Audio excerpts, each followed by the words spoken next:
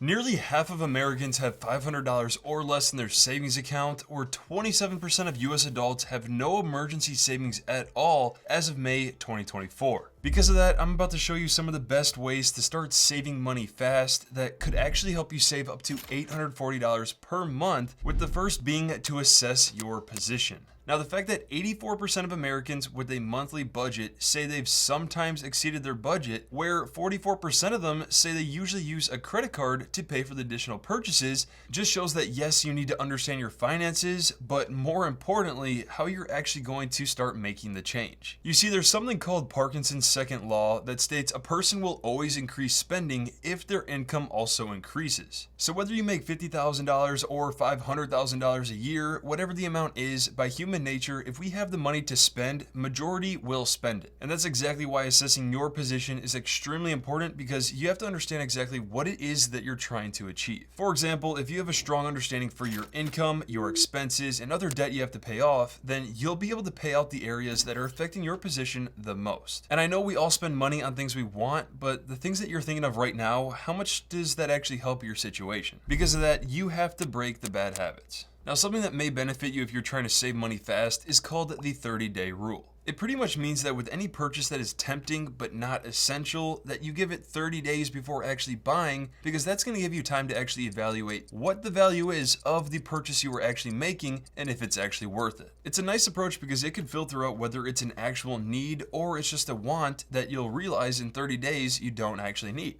And with that time, you may actually end up finding better deals, other alternatives, a better place to put your money all around, or you may even say to yourself, why was I spending so much on that in the first place? The biggest thing to think about with this is, what purchases do you notice you have the hardest time saying no to, but later on, you know you shouldn't have bought them? Maybe you have a bad habit of getting a $5 coffee every day before work, or maybe you spent $700 on a brand new limited edition pair of shoes that you only wore once. The list can continue, as we all have certain things that we want to purchase, but what is that bad habit that you know is costing you? And I will say, if you absolutely need to save the money, do you think you can go 30, 60, 90 days without those things? And not to mention that when you go to buy something, relying on that credit card to give you time to pay it off is nowhere near the right way to think about it. In fact, it's reported that 49% of US adults carry credit card debt from month to month. And besides the bad spending habits, maybe you're just not in the right environment to help you grow the way you want to grow. As Jim Rohn once said, you are the average of the 5 people you spend the most time with. So if your surroundings make it extremely difficult for you to save any money at all, then you also have to think about your future as well. With that said, let's officially go over the numbers on how you can save that $840 per month fast by first cutting expenses. The first on the list is to avoid eating out and actually cooking yourself. It's reported that most eat an average of 5 meals per week outside of the house, and crazy enough, 49% of millennials spend more on eating out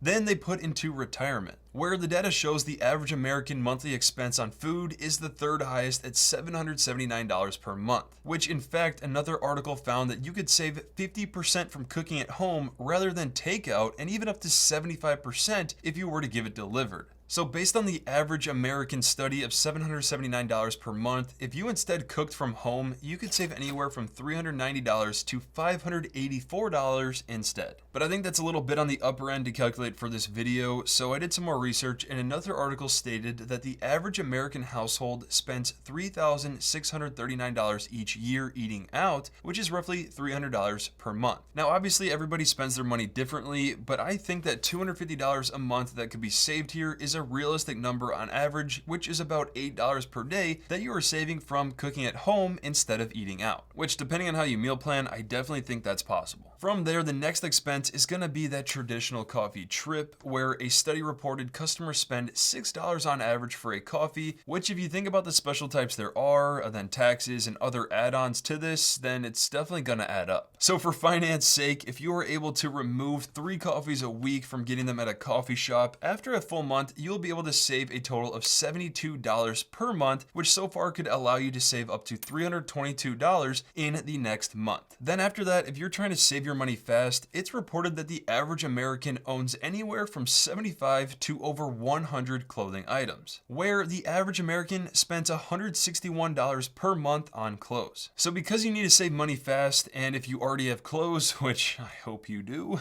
then you could save $161, and that would lead you into an extra $483 of potential savings. The next way you can start saving money right away would be to cancel any unused subscriptions. You see, it's reported that most people spend $40 per month on paid subscriptions, where the average value of unused subscriptions is $32. So if you were to save $32 by canceling unused subscriptions, you could now be at $515, which ironically enough, Amazon Prime is the most common paid subscription that people haven't used in the past 30 days. So I guess if you cancel that, you'll be canceling more of your shopping too. And then Netflix is the most unused TV streaming service, so I guess if you canceled that, then you could have a few more hours to work on a side hustle. But from there, the last main expense that could be reduced is from transportation. Now, according to the American Public Transportation Association, individuals who ride public transit instead of driving can save an average of $1,100 per month. I'm not saying you need to do that, but I was just more so shocked at that statistic. This is because according to the US Department of Energy, the average cost per mile of driving a car is roughly 60 cents. So let's say you drive 500 miles per month. If you can reduce that to 400 miles by not wasting, or you avoid traveling to another city for ice cream, or even if you just carpool with someone, reducing the amount you travel if you need to save money fast could add up as well. Which, if you reduce the amount you travel by 100 miles per month, that could equate to $60 per month saved. And say you're going on a trip with your friends, just split the gas and have one person drive.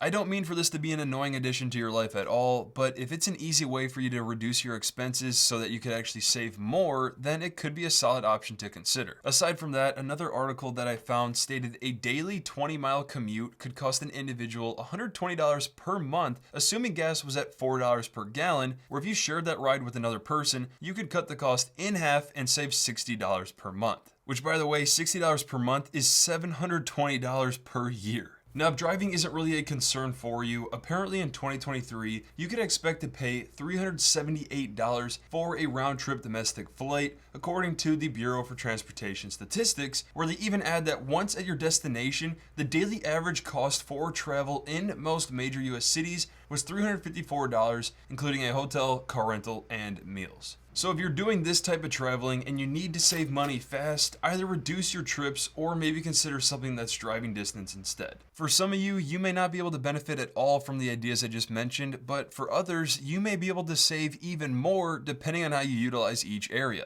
But with the $60 per month added here, that means that you could save $575 per month at this rate with the changes. Moving on from there, the last tip to get to that $840 per month is to actually start making more money by some sort of side hustle income. You see, if you now understand Parkinson's second law, where your expenses increase with your income, but now you control how much you spend, your income and the more income should just be savings. And if you're worried there's no side jobs for you, with technology nowadays, I feel like there's never been an easier time to find something that you could do. For example, some of these simple side hustles that you could do that could easily add up over time would be to look at something like tutoring, lawn care, becoming a freelancer, pet sitting, babysitting. The list can continue as long as you take the time to look into opportunities. In fact, depending on the career you already have, you may be able to leverage your skills in another setting that you can make even more money on the side. Or say you start doing lawn care and you just continuously find more and more people over time, your schedule could become extremely busy and you may end up having your own business. Or if you like something in particular, create content on that subject and learn how you can make money by doing something that you have a passion for.